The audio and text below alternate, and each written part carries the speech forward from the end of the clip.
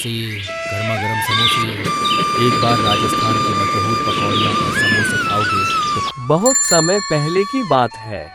एक गांव में रामलाल नाम का एक गरीब लेकिन ईमानदार किसान रहता था। वह अपनी छोटी सी जमीन पर कड़ी मेहनत करके खेती करता था और उसी से अपना और अपने परिवार का गुजारा करता था। वह बहुत बुद्धिमान और चतुर था। उसके पास बहुत ज्यादा संपत्ति तो नहीं थी, लेकिन उसकी सूझबूझ और होशियारी के कारण पूरा गांव उसकी इज्जत करता था।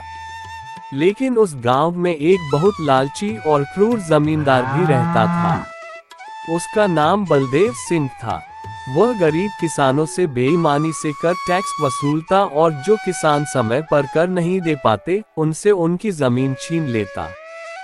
गांव के लोग उससे बहुत डरते थे, लेकिन रामलाल कभी डरता नहीं था। वह जानता था कि ताकत से नहीं, बल्कि बुद्धिमानी से जमींदार को हराया जा सकता है।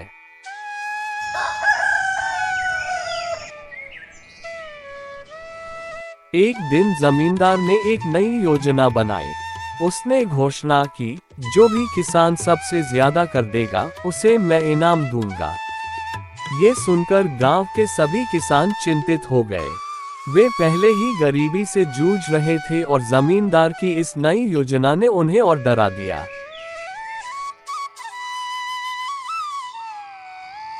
रामलाल समझ गया कि यह सिर्फ एक चाल है ताकि जमींदार किसानों से ज्यादा पैसा वसूल सके। उसने इस समस्या से निपटने के लिए एक योजना बनाई।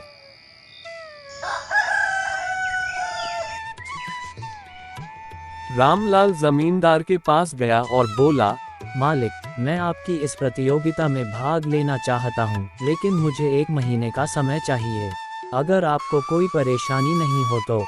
जमींदार को लगा कि रामलाल बहुत अमीर हो गया है, तभी वह इतना आत्मविश्वास से बात कर रहा है। उसने सोचा कि यह तो सबसे ज्यादा कर देगा और उससे अच्छा पैसा वसूला जा सकता है, इसलिए उसने रामलाल को 1 महीना दे दिया।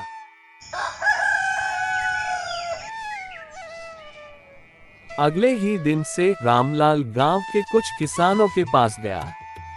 रामलाल ने किसानों से कहा, अगर हम जमींदार को बिना सोचे समझे ज्यादा कर देंगे तो वह और लालची हो जाएगा। हमें उसे सबक सिखाना होगा।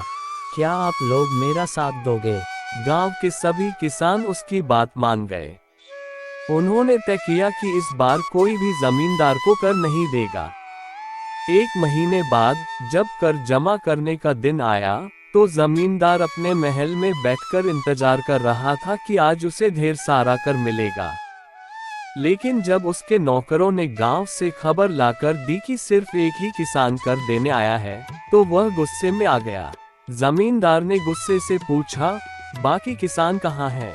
सिर्फ एक ही आदमी क्यों आया है? उसके सामने रामलाल खड़ा था। उसने मुस्कुराते हुए कहा, मालिक, बाकी किसान बहुत गरीब हैं। वे इस बार कर नहीं दे सकते, लेकिन मैंने वादा किया था कि मैं सबसे ज्यादा कर दूंगा, इसलिए मैं अकेले आया हूँ। जमींदार को यकीन हो गया कि अब उसे अच्छी रकम मिलेगी। उसने उत्सुकता से पूछा, तो बताओ रामलाल, तुम कितना कर दोगे? रामलाल ने अपनी जेब से एक तांबे का सिक्का निकाला और जमींदार के सामने रख दिया। जमींदार ये देखकर आग बबूला हो गया। वह चिल्लाया, यह क्या मजाक है? तुमने तो कहा था कि सबसे ज्यादा कर दोगे। बाकी का कर कहाँ है? रामलाल शांत स्वर में बोला, बिल्कुल मालिक, मैंने सबसे ज्यादा कर ही दिया है।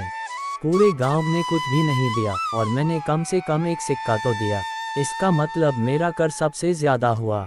अब मुझे इनाम दीजिए। अब तो मैं इनाम का हकदार हुआ ना।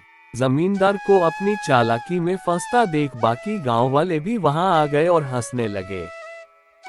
ये देखकर जमींदार को बहुत शर्मिंदगी महसूस हुई। उसे समझ आ गया कि उसके लालच ने उसकी ही बेइज्जती कर दी। लेकिन जमींदार को इतनी जल्दी हार मानना पसंद नहीं था। उसने सोचा कि किसी तरह रामलाल को बेवकूफ बनाकर उससे बदला लिया जाए।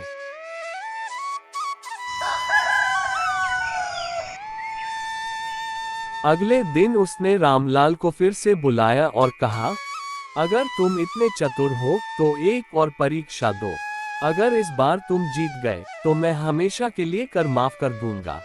रामलाल को पता था कि जमींदार चालाकी कर रहा है, लेकिन फिर भी उसने चुनौती स्वीकार कर ली। जमींदार ने एक पेड़ की तरफ इशारा किया और कहा, अगर तुम इस पेड़ में मिठाई उगा सकते हो तो मैं मान जाऊंगा कि तुम सबसे चालाक किसान हो। गांव के लोग ये सुनकर चौंक गए। ये तो असंभव था, लेकिन रामलाल बिना डरे बोला, ठीक है मालिक, लेकिन मुझे भी आपसे एक छोटी सी मदद चाहिए। क्या आप मदद करिएगा? कैसी मदद? बोलो। अगर पेड़ में मिठाई उगानी है तो पहले इस पेड़ को खेत में हल चलाकर तैयार करना होगा। मुझे चाहिए कि आप खुद हल चलाएं ताकि मिठाई अच्छी उगे। जमींदार यह सुनकर भड़क गया, क्या बकवास कर रहे हो? भला कोई जमींदार हल चलाएगा? तो फिर आप मुझसे ऐसी चीज की उम्मीद क्यों कर रहे हैं जो असंभव है? गांव वाले ये सुनकर हंस पड़े। जमींदार को अपनी गलती का एहसास हुआ और उसने शर्म से सिर झुका लिया। इस तरह रामलाल की चतुराई और बुद्धिमानी ने जमींदार को हर बार मात दी। जमींदार को समझ आ गया कि जब पूरा गांव एक साथ खड़ा होता है तो किसी भी अन्याय से लड़ सकता है। उसने कर माफ कर दिया और गांव वालों से वादा किया कि वह अब कभी भी अन्याय नहीं करेगा। गांव के लोग खुशी से झूम उठे। इस तरह रामलाल की होशियारी और गांव की एकता ने अन्याय पर जीत हासिल की और उसके बाद गांव में सब लोग चैन और शांति से रहने लगे। इस कहानी से हमें ये सीख मिलता है कि चालाकी और समझदारी से बड़ी समस्या हल की जा सकती है। लालच का अंत हमेशा बुरा होता है। अगर लोग एकता से खड़े हों तो किसी भी अन्याय को हराया जा सकता है।